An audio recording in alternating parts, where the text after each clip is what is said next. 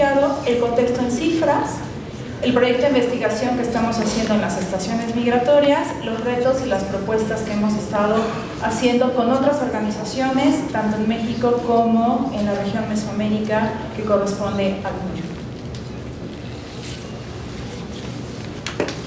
Bueno, nada más de una manera muy rápida, ¿cuál es el trabajo que nosotros estamos haciendo? Desde el 2010 estamos entrando a las estaciones migratorias. Ahí lo que hacemos es documentar historias de vida.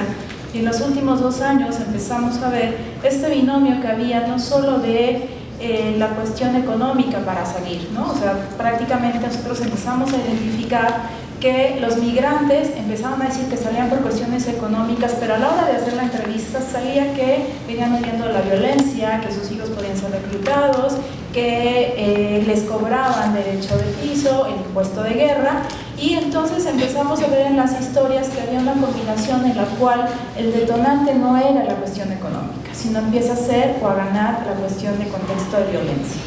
Y también empezamos a ver que eso dificultaba la identificación para una persona que quisiera acceder al asilo, ¿no? La otra es que también empezamos a documentar, a canalizar y a acompañar casos dentro de las estaciones, porque vimos que uno de los principales actores que están dentro de la hostilidad, junto con Comar, es el Instituto Nacional de Migración. Solamente para contextualizar y que tengamos todos muy claro que es una persona refugiada, ¿no?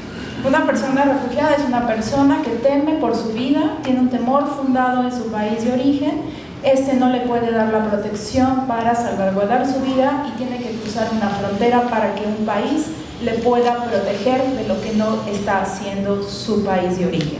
Esto está basado en la Convención del 51, pero en el 84 se hizo la Convención de Cartagena, en donde se amplió la definición de la condición de refugiado, y otro de los motivos por los cuales una persona puede recibir asilo o acceder a la condición de refugiado es que huyen por conflictos armados, de una violencia generalizada y violaciones masivas a los derechos humanos. ¿Por qué pongo la Declaración de Cartagena? Porque bajo este supuesto México debería de estar obligado a reconocer en las personas que están huyendo por violencia que pueden acceder a la condición de refugiado. El problema que estamos teniendo en México es que no está siendo vinculante la Declaración de Cartagena a el derecho a la protección internacional. Lo único que están haciendo es solamente tener la Convención del 51 y no tomar en cuenta los casos que especialmente le tocan y convocan a Centroamérica, que están huyendo de violencia, y dicen la Declaración de Cartagena no es vinculante, ¿no? Nada más de manera muy rápida, ¿cómo está el tema de los refugiados a nivel mundial? Tenemos casi más de 51 millones de personas desplazadas forzadamente en el mundo. Este no es un tema solamente en México, de Centroamérica. casi 17 millones son refugiados, de los cuales 33 tienen desplazamientos internos, y que casi un poco más de 1 millón son solicitantes de asilo a nivel mundial, ¿no? ¿Cómo nosotros enfocamos la parte de la violencia sistemática, principalmente en los países del Triángulo del Norte? Nosotros aquí para esta investigación estamos tomando a Alexander Bertz, que es un catedrático especializado en refugios y migraciones de la Universidad de Oxford, y él habla de 4 condiciones muy importantes para Centroamérica. La primera, hay democracias débiles, como bien lo puso el ejemplo de Honduras, ¿no? Y lo que vamos a seguir hablando dentro de este coloquio: nuevos detonantes de desplazamiento que tienen que ver la violencia sistematizada, extorsiones, la migración de la supervivencia. Ya no es una migración económica, es una migración de la supervivencia, es decir, están saliendo porque su vida corre peligro y no porque quieran hacer su casa, ¿no? O la combinación de ambas. Y la otra es que hay una ausencia de claridad jurídica en los estados, que han ejercido un importante grado de discreción y omisión en sus respuestas. Es decir, los países del Triángulo del Norte no están respondiendo a las demandas de violencia sistemática que está surgiendo en estos países y que se está viviendo. Es decir, cada vez más parece un polo de expulsión Centroamérica para las personas que están sufriendo desplazamiento forzado. Nosotros hemos identificado en las entrevistas en estaciones migratorias que primero lo hacen internamente agotan como los recursos y luego lo hacen internacionalmente. El contexto nacional, ¿cómo estamos a nivel nacional en México? El organismo para reconocer y otorgar el asilo es la Comisión Mexicana de Ayuda a Refugiados, mejor conocida para muchos como la COMAR, que depende de la Secretaría de Gobernación. Esto marca la línea de que la migración en México sigue siendo un tema de Estado y está vinculado al tema de seguridad nacional. Del 2002 al 2011 recibimos en México más de 5,000 solicitudes de diferentes nacionalidades, pero solo se otorgaron 1,186, es decir, la tasa de reconocimiento de la condición de refugiado en México es muy baja. En este periodo de tiempo solamente hubo una tasa de reconocimiento del 23%. Estamos hablando que el 77% de las solicitudes fueron rechazadas. El Triángulo del Norte, que es donde nosotros con quienes estamos trabajando, realizó en este periodo de tiempo 1,791 solicitudes, representando casi el 34%. Honduras ocupó prácticamente el primer lugar, seguido de El Salvador y seguido de Guatemala. Del 2000, también aquí es una gráfica que está hablando de que en este periodo de tiempo, del 2002 al 2013, aumentaron en un 90% las solicitudes de la condición de refugiado. Es decir, es algo que nosotros ya veíamos, que México se iba a convertir en un país de segundo destino, pero que poco se estuvo previendo, sobre todo desde el Estado mexicano.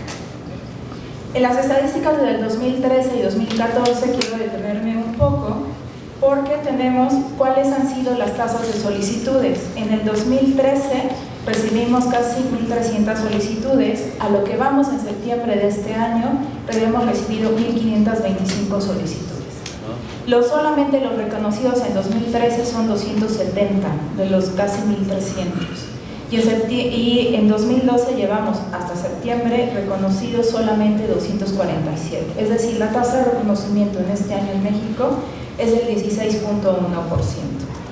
Una de las cosas que hemos detectado de las estadísticas de Comar es que este año incluyeron 2 categorías más en las estadísticas, los procedimientos abandonados y los procesos desistidos. ¿A qué se refiere esto? Los procesos abandonados es cuando el migrante que está solicitando la condición de refugiado no se presenta a la firma, ya sea en el Instituto Nacional de Migración o en la Comar, y si no firma 2 veces, la Comar dice ya abandonó el proceso, se encarpeta y no se acabó. O los desistidos, que es a través de una carta en donde el migrante se desiste, viene la deportación y ese proceso queda cerrado. Si nosotros vemos las tasas y sumamos, en el 2013, si juntamos procesos abandonados, desistidos y no reconocidos, sumamos casi el 78%. ¿Y por qué sumo estas categorías? Porque México está teniendo una política de disuasión para que la gente no sea reconocido, se disuada o deje el proceso. Ahorita lo que estamos haciendo, ahorita en el 2014 llevamos casi el 60% de procesos desistidos, abandonados y no reconocidos. ¿Cuáles son los principales problemas que nosotros hemos encontrado en el acompañamiento de casos? Primero, que no se reconoce la violencia sistematizada en los países del Triángulo del Norte. No se considera como un elemento para otorgar. Sin embargo, sí está en la Ley de Refugiados y por lo tanto sí es vinculante la Declaración de Cartagena. Pero el Estado mexicano no quiere reconocerlo como un elemento para otorgarlo. La otra parte que hemos encontrado muy fuerte es la disuasión por parte de las instancias de apoyo. Yo he estado sentada con casos que hemos llevado y agentes del Instituto Nacional de Migración les dicen, es mucho tiempo, te vas a quedar encerrada en la estación migratoria porque no regresas a tu país de origen, vuelves a cruzar la frontera y solicitas en la frontera la condición de refugio, lo cual les supone una vulnerabilidad mucho más grande al migrante. Y la otra es que empiezan a decir que el Instituto Nacional de Migración, todos los reconocimientos, al menos en Puebla, han sido negados. Llevamos este año alrededor de 20 y todos nos han sido negados. Entonces dicen, yo puedo meter el procedimiento, pero no te lo van a reconocer, ¿no? Entonces también eso es una política de disuasión. La otra es que no se consideran alternativas a la detención, es decir, cuando una persona solicita la condición de refugiado, tiene derecho a tener el proceso en libertad. Y en México hemos estado peleando para que sea una consideradas las alternativas a la detención. Cuando una persona solicita dentro de una estación migratoria, tiene que quedarse todo el procedimiento en la estación migratoria. Por eso hay un alto índice de desistir o de abandono, porque imagínense pasar por lo menos 45 días hábiles, que estamos hablando de 2 meses y medio, y si no tuvo un traductor, si no tiene los documentos armados, si no le pudieron armar la entrevista, el proceso puede alargarse mucho más tiempo. Y la otra es que también se está dificultando la identificación para el perfil, es decir, migración ahorita con las detenciones masivas que está haciendo, a todos los mete en una gran bolsa diciendo todos son deportables. Y entonces no hace análisis de casos de personas que han sido víctimas de delito, que pueden acceder a la condición de refugiado, niños no acompañados que requieren la reunificación familiar. La política migratoria en México, a mi parecer, está haciendo más bien una política de deportación, ¿no? Y diciendo o se regresan o pasan, pero en México no se queda. El otro de los principales problemas que hemos detectado es el acompañamiento durante el proceso. Si es en estaciones migratorias o es en albergue, como bien sabemos, tenemos que pasar 2 meses y medio con el migrante. Y los albergues y las casas de ayuda humanitaria, las organizaciones, son muy pocas las que se dedican a las personas refugiadas. Los albergues en México están enfocados al tránsito. Por lo tanto, para que se queden en México, tienen que quedarse en un albergue y no están las condiciones puestas para ello. Nosotros hemos hecho ahorita la documentación de varios casos de albergues que están recibiendo migrantes refugiados, bueno, en la condición de refugiado, y varios de ellos están cuestionando si seguirán haciéndolo o no, precisamente porque el acompañamiento para ellos es bastante fuerte. Y la otra, el acompañamiento en estaciones migratorias. Estás bajo el Estado, solamente tenemos acceso a los que podemos estar ingresando a estaciones migratorias y eso complica que el migrante pueda acceder también a un debido proceso. Nosotros lo que estamos haciendo con este proyecto de investigación es hacer un proyecto para la incidencia, ¿no? Esta frase la puse: en un mundo de ganadores excluidos, los excluidos no desaparecen por arte de magia, prueban suerte en otro lugar.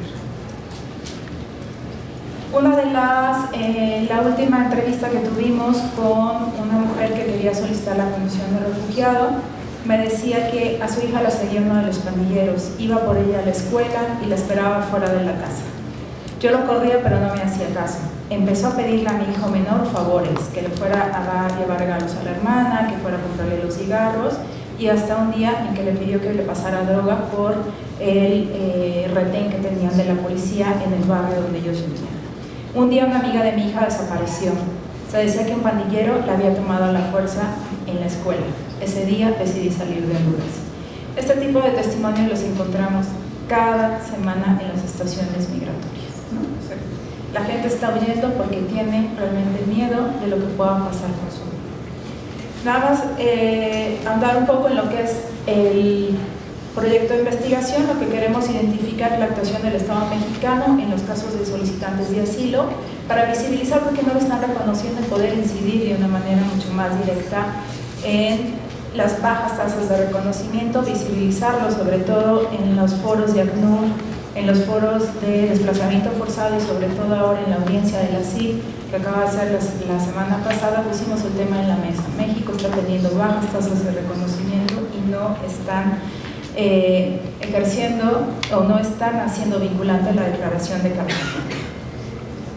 ¿Cuál va a ser la metodología que nosotros vamos a llevar y que estamos haciendo desde hace un año? Primero, toda la revisión de las leyes y los tratados internacionales de México. México es uno de los países, y si no es del país, que más firma tratados, ¿no?